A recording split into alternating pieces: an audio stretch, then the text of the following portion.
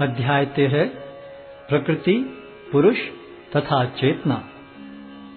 अर्जुन ने कहा, हे कृष्ण, मैं प्रकृति एवं पुरुष, क्षेत्र एवं क्षेत्रज्ञ तथा ज्ञान एवं ज्ञेय के विषय में जानने का इच्छुक हूँ। श्री भगवान ने कहा, हे कुंती पुत्र, यह शरीर क्षेत्र कहलाता है और इस क्षेत्र को जानने वाला क्षेत्रज्ञ है। हे भरतवंशी, तुम्हें ज्ञात होना चाहिए कि मैं भी समस्त शरीरों में ज्ञाता भी हूँ और इस शरीर तथा इसके ज्ञाता को जान लेना ज्ञान कहलाता है, ऐसा मेरा मत है। अब तुम मुझसे यह सब संक्षेप में सुनो कि कर्म क्षेत्र क्या है, यह किस प्रकार बना है, इसमें क्या परिवर्तन होते हैं, यह कहाँ से उत्पन्न होता है, इस कर्म क्षेत्र को जानने वाला कौन है और उसके क्या प्रभाव हैं। विभिन्न वैदिक ग्रंथों में विभिन्न ऋषियों ने कार्यकलापों के क्षेत्र तथा उन कार्यकलापों के ज्ञाता के ज्ञान का वर्णन किया है।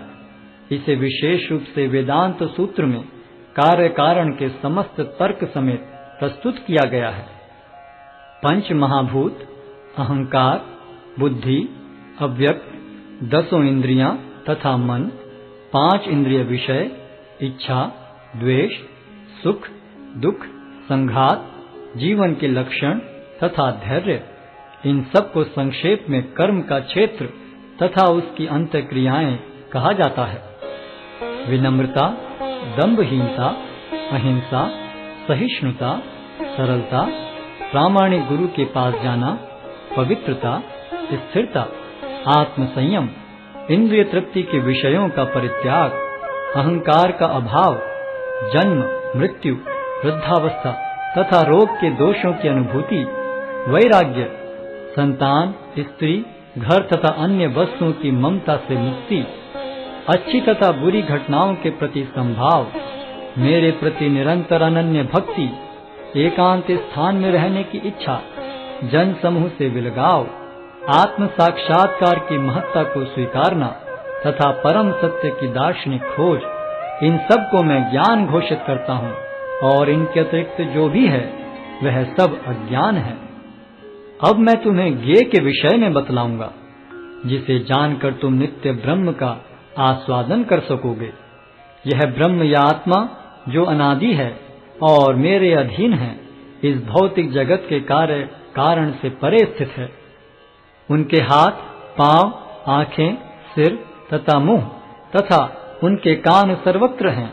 इस प्रकार परमात्मा सभी वस्तुओं में व्याप्त होकर अवस्थित है। परमात्मा समस्त इंद्रियों के मूल स्रोत हैं, फिर भी वे इंद्रियों से रहित हैं। वे समस्त जीवों के पालन करता होकर भी अनासक्त हैं। वे प्रकृति के गुणों से परे हैं, फिर भी वे भौतिक प्रकृति के समस्त गुणों के स्वामी हैं। परम सत्य जड़ तथा जंगम समस्त जीवों के बाहर तथा भीतर स्थित हैं। सूक्ष्म होने के कारण वे भौतिक इंद्रियों के द्वारा जानने या देखने से परे हैं। यद्यपि वे अत्यंत दूर रहते हैं, किंतु हम सबों के निकट भी हैं। यद्यपि परमात्मा समस्त जीवों के मध्य विभाजित प्रतीत होता है, लेकिन वह कभी भी विभाजित नहीं है। वह एक रूप में स्थित है। यद्यपि वह प्रत्येक जीव का पालन करता है, लेकिन यह समझना चाहिए कि वह सबों का संहार करता है और सबों को जन्म देता है। वे समस्त प्रकाशमान वस्तुओं के प्रकाश स्रोत हैं। वे भौतिक अंधकार से परे हैं और अगोचर हैं। वे ज्ञान हैं, ज्ञेय हैं और ज्ञान के लक्ष्य हैं। वे सबके हृदय में स्थित हैं। इस प्रकार मैंने कर्म क्षेत्र, ज्ञान तथा ज्ञेय का संक्षेप में वर्णन किया है। इसे केवल मेरे भक्त ही पूरी तरह समझ सकते हैं और इस तरह मेरे स्वभाव को प्राप्त होते हैं। प्रकृति तथा जीवों को अनादि समझना चाहिए। उनके विकार तथा गुण प्रकृति जन्य हैं। प्रकृति समस्त भौतिक कारणों तथा कार्यों की हेतु कही जाती है और जीव इस संसार में विविध सुख दुख के भोग का कारण कहा जाता है। इस प्रकार जीव प्रकृति के तीनों गुणों का भोग करता हुआ प्रकृति में ही जीवन बिताता है।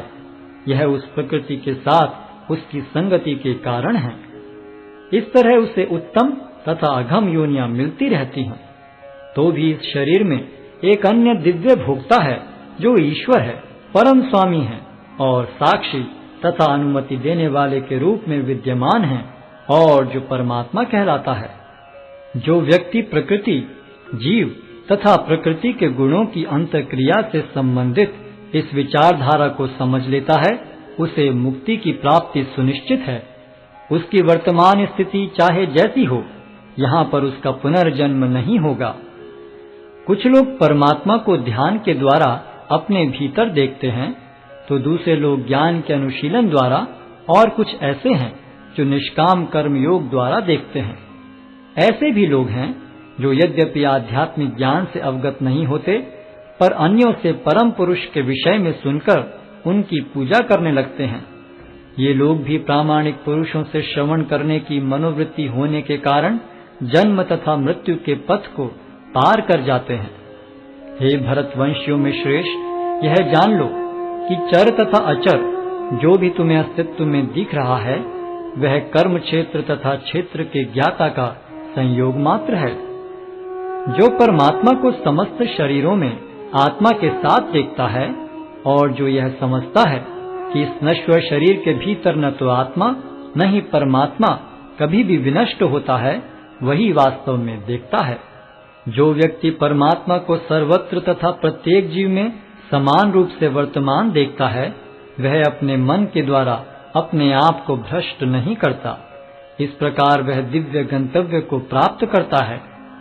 जो यह देखता है कि सारे कार्य शरीर द्वारा संपन्न किए जाते हैं, जिसकी उत्पत्ति प्रकृति से हुई है, और जो देखता है कि आत्मा कुछ भी नहीं करता, वही यथार्थ में देखता है। जब विवेकवान व्यक्ति विभिन्न भौतिक शरीरों के कारण विभिन्न स्वरूपों को देखना बंद कर देता है और यह देखता है कि किस प्रकार से जीव सर्वत्र फैले हुए हैं, तो वह ब्रह्म बोध को प्राप्त होता है। शाश्वत दृष्टि संपन्न लोग यह देख सकते हैं कि अविनाशी आत्मा दिव्य, शाश्वत तथा गुणों से अतीत है। हे अर्जुन, भौतिक शरीर के साथ संपर्क होते हुए भी आत्मा न तो कुछ करता है और न लिप्त होता है। यद्यपि आकाश सर्वव्यापी है, किंतु अपनी सूक्ष्म प्रकृति के कारण किसी वस्तु से लिप्त नहीं होता। इसी तरह ब्रह्म दृष्टि में स्थित आत्मा शरीर में स्थित रहते हुए भी शरीर से लिप्त नहीं होता। हे भरतपुत्र, जिस प्रकार सूर्य अकेले इस सारे ब्रह्मांड को प्रकाशित करता है, उसी प्रकार शरीर के भीतर स्थित एक आत्मा सारे शरीर को चेतना से प्रकाशित करता है। जो लोग ज्ञान के चक्षुओं से शरीर तथा शरीर के ज्ञाता के अंतर को देखते हैं और भव बंधन से मुक्ति की विधि को भी जानते हैं, उन्हें परम लक्ष्य प्राप्त होता है।